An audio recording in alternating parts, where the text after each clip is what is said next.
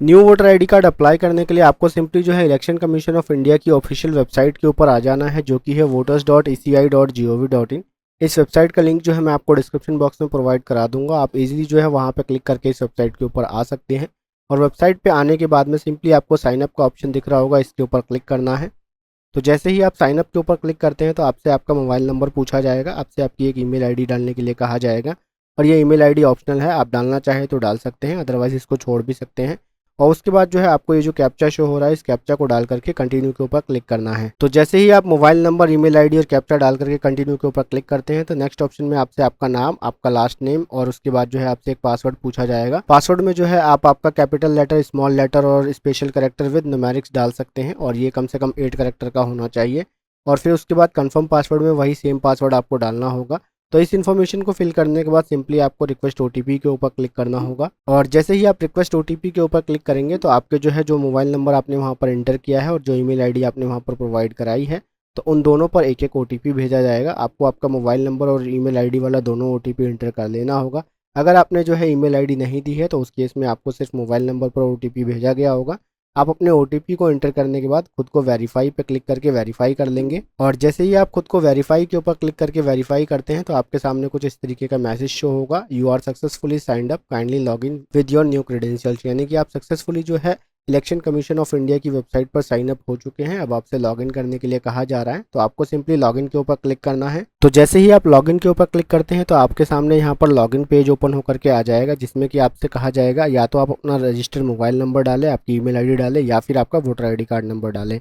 तो यहाँ पर आपके पास, आप fresh voter ID card apply करने जा रहे हैं तो दो ऑप्शन आपके पास बचते हैं, जो कि है आपके पास या तो आप अपना मोबाइल नंबर डाल सकते हैं या आप आपकी ईमेल आईडी। तो जो भी इन्फॉर्मेशन आप फिल करना चाहें आप अपने हिसाब से यहाँ डाल लीजिएगा।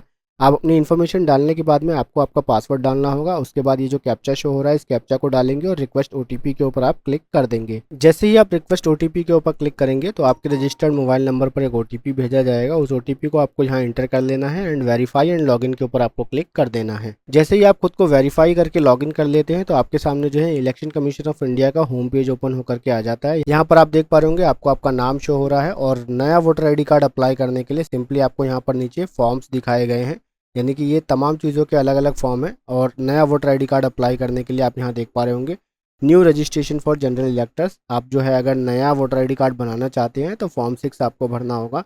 तो सिंपली जो है यहाँ पर फिल फॉर्म 6 के ऊपर आपको क्लिक करना है। तो जैसे ही आप फॉर्म 6 के ऊपर क्लिक करते हैं तो आपके सामने जो है फॉर्म 6 ओपन होकर के आ जाता है, जो कि यहाँ पर आपको फॉर्म 6 के पर्टिकुलर्स पूरे दिख रहे होंगे, ए से लेकर के ये आपको जो है एल तक जो है पर्टिकुलर्स है इसके अंदर, और एक एक करके ये आपको तमाम फिल करने हैं, जिसमें कि आपको आपकी सबसे पहले जो है स्टेट, डिस्ट्रिक्ट और असेंबली की इन्फॉर्मेशन देनी होगी। फिर आपको आपकी पर्सनल डिटेल्स, फिर आपके रिलेटिव डिटेल्स, कॉन्टैक्ट डिटेल्स, आधार डिटेल्स, जेंडर, उसके बाद जो है डेट ऑफ बर्थ की डिटेल देनी होगी, प्रेजेंट एड्रेस की डिटेल देनी होगी, डिसेबिलिटी अगर है तो उसकी डिटेल आप दे सकते हैं, फैमिली मेम्बर की डिटेल देंगे, डिक्लेरेशन आप यहाँ पे देना होगा आपको। उसके बाद जो है लास्ट में आपको आपका कैप्चा फिल करके इस फॉर्म को सबमिट करना होगा। तो किस तरीके से फिल करना है मैं आपको जो है एक एक करके समझाता हूँ। यहाँ पर सबसे पहले जो है ए सेक्शन में आपको बोला जा रहा है आप अपना स्टेट, डिस्ट्रिक्ट और असेंबली को चूज़ करें। तो हम यहाँ से सिंपली अपना स्टेट चूज़ कर लेंगे। उसके बाद जो है यहाँ पे हम अपने डिस्ट्रिक्ट को चुन लेंगे। उसके बाद जो है आपको यहाँ से आपकी असेंबली को चुनने के लिए कहा जा रहा है, तो आप अपनी असेंबली चुन लेंगे। तो स्टेट, डिस्ट्रिक्ट और असेंबली चुनने के बाद में सिंपली आपको नेक्स्ट का ऑप्शन दिख रहा होगा, इसके ऊपर क्लिक करना है। और जैसे ही आप नेक्स्ट के ऊपर क्लिक करते हैं तो आपसे आपकी पर्सनल डिटेल्स डालने को कहा जाता है। यहाँ पर आपको आपका फर्स्ट नेम डालना है, उसके बाद जो है आपका कोई सरनेम है तो वो डालना है। उसके बाद यहाँ पर आपको आपकी एक फ़ोटोग्राफ को अपलोड करना है। तो आपका फर्स्ट नेम और सरनेम डालने के बाद, आपकी फ़ोटो अपलोड करने के बाद सिंपली आपको यहाँ पे नेक्स्ट पे क्लिक कर देना है। और जैसे ही आप नेक्स्ट पे क्लिक करते हैं तो सी सेक्शन आपके सामने ओपन होकर के आ जाएगा, जिसमें कि आपसे आपका नाम और सरनेम और आपके रिलेटिव्स की इन्फॉर्मेशन पूछी जा रही है, जिसमें कि आप यहाँ पर 2A में रिलेटिव्स का सेक्शन देखेंगे। आप जिस किसी भी रिलेटिव की इन्फॉर्मेशन देना चाहते हैं उसकी इन्फॉर्मेशन यहाँ पर आप दे सकते हैं। मेरे केस में जो है मैं यहाँ पर जो है फादर को चूज़ करता हूँ, और यहाँ पर जो है आपको आपके फादर का नेम डालना होगा, और अगर आप मदर चूज़ करते हैं तो मदर का नाम डालेंगे। ठीक है, तो यहाँ पर हम अपने फादर का नेम पुट करते हैं। उसके बाद जो है हम नेक्स्ट पे क्लिक करते हैं। तो फादर नेम डालने के बाद सिंपली नेक्स्ट के ऊपर क्लिक करना है। उसके बाद जो है आपसे यहाँ पर आपकी जो है इन्फॉर्मेशन मांगी जा रही है, कॉन्टैक्ट डिटेल्स, यानी कि आप अपना मोबाइल नंबर और अपनी ईमेल आईडी प्रोवाइड कराएंगे। तो हम यहाँ पर अपने मोबाइल नंबर और ईमेल आईडी को एंटर कर देते हैं। मोबाइल नंबर और ईमेल आईडी डालने के बाद आपको सिंपली नेक्स्ट के ऊपर क्लिक करना है, और जैसे ही आप नेक्स्ट के ऊपर क्लिक करते हैं तो आपके सामने यहाँ पे आपकी आधार की डिटेल्स को मांगा जाएगा। तो सिंपली आप अपनी यहाँ पे आधार नंबर को क्लिक करके जो है आपका आधार नंबर को जो है यहाँ पे वेरीफाई कर लेंगे। उसके बाद आपको सिंपली नेक्स्ट के ऊपर क्लिक करना होगा, और आधार डिटेल्स को वेरीफाई करने के बाद सिंपली आपके सामने जो है आपका जेंडर चूज़ करने के लिए कहा जाएगा। तो आप अपना जेंडर चूज़ करेंगे, और जेंडर को सिलेक्ट करने के बाद सिंपली आपको नेक्स्ट के ऊपर क्लिक करना है। उसके बाद जैसे ही आप नेक्स्ट पे क्लिक करते हैं तो आपको आपकी डेट ऑफ बर्थ डिटेल्स डालने के लिए कहा जाएगा। यहाँ पे आप अपना डेट ऑफ बर्थ चूज़ कर लेंगे। उसके बाद जो है डेट ऑफ बर्थ के प्रूफ में आप यहाँ पर जो है यहाँ पे self attested copy of document supporting age proof आपको अटैच करना होगा। तो यहाँ पर जो है आप सीधा डॉक्यूमेंट प्रूफ के ऊपर क्लिक करेंगे, और उसके बाद जो है यहाँ पे अपने डॉक्यूमेंट प्रूफ को यहाँ से चुन लेंगे। मैं आपको दिखाता हूँ कि डॉक्यूमेंट प्रूफ में आप क्या क्या कर सकते हैं। तो पहले मैं अपना डेट ऑफ बर्थ यहाँ पे फिल कर लेता हूँ। तो जैसे ही आप आपकी डेट ऑफ बर्थ को एंटर कर लेंगे तो आपको जो है यहाँ पर आपकी date of birth proof upload करने के लिए कहा जाएगा। तो सिंपली आपको यहाँ पर document for proof of date of birth को क्लिक करना है। उसके बाद जो है सेलेक्ट डॉक्यूमेंट को आपको क्लिक करना है। यहाँ पर आपको जो है कुछ डॉक्यूमेंट की लिस्ट दिखाई देगी जो कि आप as a date of birth proof use कर सकते हैं, जिसमें कि आपका बर्थ सर्टिफिकेट इस्तेमाल कर सकते हैं, आपका आधार कार्ड, आपका पैन कार्ड, आपका ड्राइविंग लाइसेंस, या फिर आपका सर्टिफिकेट आप इस्तेमाल कर सकते हैं 10वीं या 12वीं का, या फिर अगर आपके पास इंडियन पासपोर्ट है तो उसको भी आप इस्तेमाल कर सकते हैं। तो हमारे केस में सिंपली हम यहाँ से हमारा पैन कार्ड चूज़ कर लेते हैं। उसके बाद जो है यहाँ पर आपको आपके उस डॉक्यूमेंट को अपलोड कर लेना है जो भी आपने चूज़ किया है। यहाँ पर आपको जो है आपका proof of date of birth का जो है साइज़ बताया गया है, यानी कि कौन से साइज़ में आप उसको अपलोड कर सकते हैं और कौन कौन से जो है डॉक्यूमेंट फॉर्मेट के अंदर में उसको जो है आप बना सकते हैं। सबसे पहली बात मैं आपको ये बता दूं कि भाई आप जो भी डॉक्यूमेंट बनाएंगे उसका जो साइज़ हो वो 2 MB के अंदर में आपको रखना है, और उसके बाद जो उसके फाइल साइज़ आप यहाँ देख पा रहे होंगे, या तो आप उसे JPG में बना सकते हैं, या PNG में, या PDF में। तो इन तीनों फाइल फॉर्मेट में उसको बना करके आप 2 MB के अंदर में रखेंगे, और सिंपली यहाँ पे चूज़ फाइल पे क्लिक करके उसको अपलोड कर देंगे। तो date of birth proof upload करने के बाद आपको सिंपली नेक्स्ट के ऊपर क्लिक करना है, और जैसे ही आप नेक्स्ट के ऊपर क्लिक करते हैं तो आपसे यहाँ पर आपका प्रेजेंट एड्रेस पूछा जाएगा, जिस एड्रेस पर आप रह रहे हैं। तो आपको यहाँ पर सिंपली आपका पूरा एड्रेस फिल कर देना है, जिसमें कि आपको सबसे पहले यहाँ दिख रहा होगा हाउस, बिल्डिंग या अपार्टमेंट नंबर देना है। उसके बाद आपको जो है आपका स्ट्रीट, एरिया, लोकेलिटी, मोहल्ला देना है। उसके बाद जो है आपका गाँव कौन सा है वो आपको डालना है।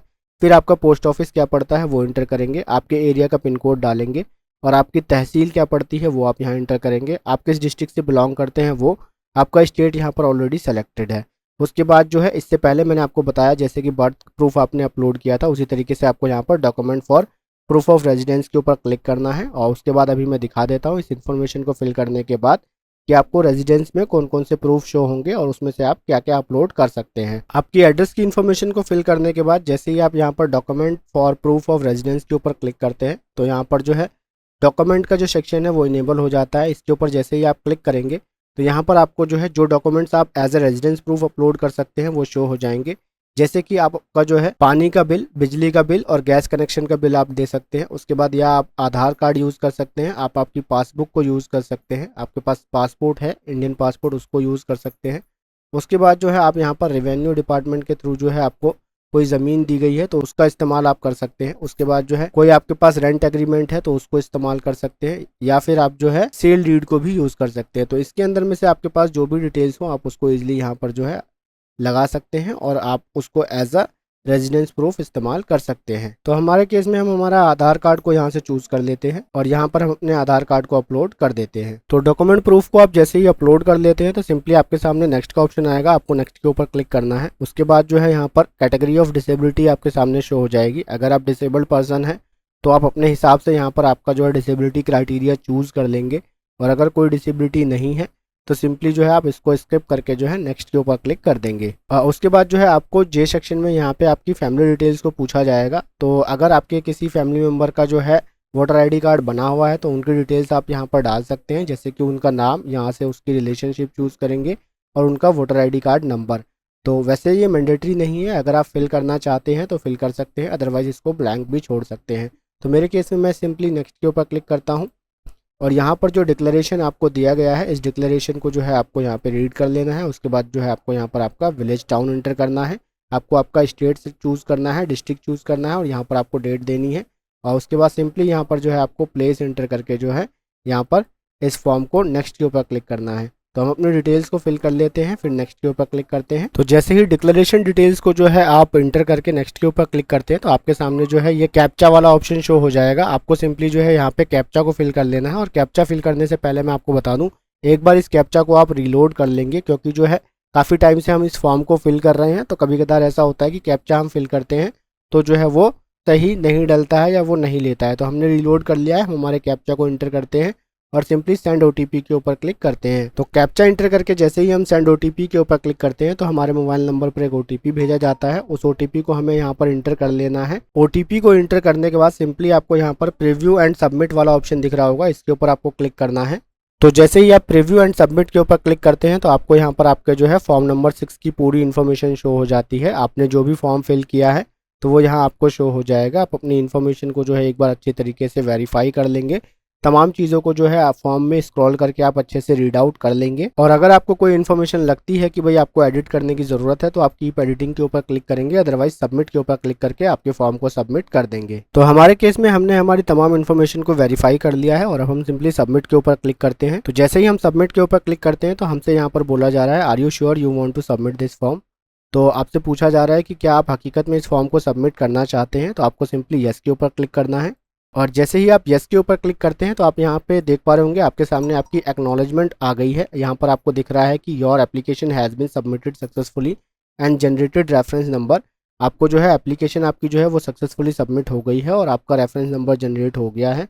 और you can use this reference number for any further reference, यानी कि आप इस रेफरेंस नंबर को जो है आगे आने वाले किसी भी इस्तेमाल में ले सकते हैं, जैसे कि आप अपने वोटर आई डी कार्ड को ट्रैक करने के लिए, और अगर आपका अप्रूवल हो जाता है तो उसको डाउनलोड करने के लिए।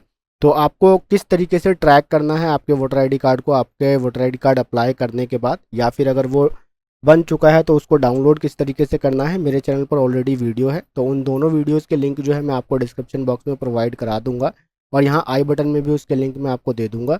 तो आप उसको जाकर के इजीली वॉच कर लीजिएगा ताकि जो है आप अपने एप्लीकेशन को इजीली ट्रैक कर पाए। तो फिलहाल आज की इस पर्टिकुलर वीडियो में इतना ही। मैं मिलता हूं आप लोगों से अपनी नई वीडियो में। अगर आप मेरे चैनल पर पहली बार आए हैं तो आप लोगों से रिक्वेस्ट करूंगा कि प्लीज़ मेरे चैनल को सब्सक्राइब कर दीजिएगा। वीडियो पसंद आई हो तो वीडियो को लाइक कर दीजिएगा और अपने फ्रेंड्स के साथ शेयर कर दीजिएगा। आपकी कोई भी क्वेरी हो इस पर्टिकुलर वीडियो से रिलेटेड तो आप कमेंट सेक्शन में कमेंट करके मुझसे पूछ सकते हैं। तो आज की इस वीडियो में इतना ही। मैं मिलता हूँ आपसे अपनी नेक्स्ट वीडियो में। Till then good bye.